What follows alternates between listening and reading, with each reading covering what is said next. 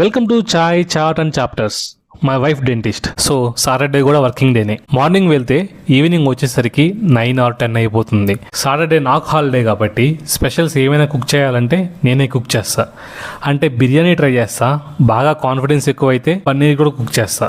కానీ ఇవాళ మాత్రం సేఫ్ గేమ్ మ్యాగీ చేస్తున్నా. మీకు గుర్తుందా, 2015లో మ్యాగీ బ్యాన్ అయింది. ఆ టైంలో మ్యాగీ ఇండియాలో ఆల్మోస్ట్ మొనోపోలీ, 80% మార్కెట్ షేర్ ఉండేది వాళ్ళకి. 2 minutes అంటే మనందరికి గుర్తించేది మ్యాగీనే. కానీ ఒక లెడ్ ఇష్యూ వల్ల ఒక నెలలోనే 38,000 టన్నుల్ని వెనక్కి తీసుకుంది నెస్లే కంపెనీ. నెస్లేకి ఆ టైంలో 500 crores పైగా లాస్. కానీ మ్యాగీకి ఒక విషయం బాగా అర్థమైంది.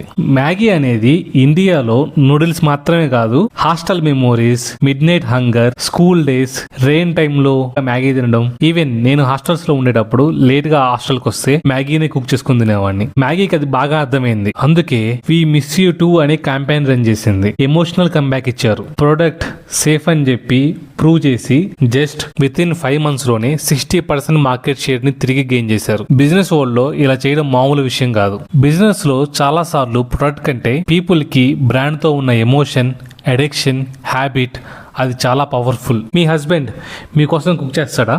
అయితే కామెంట్లో ఎస్ అని చెప్పండి. మీ హస్బెండ్ మీకోసం కుక్ చేయడా?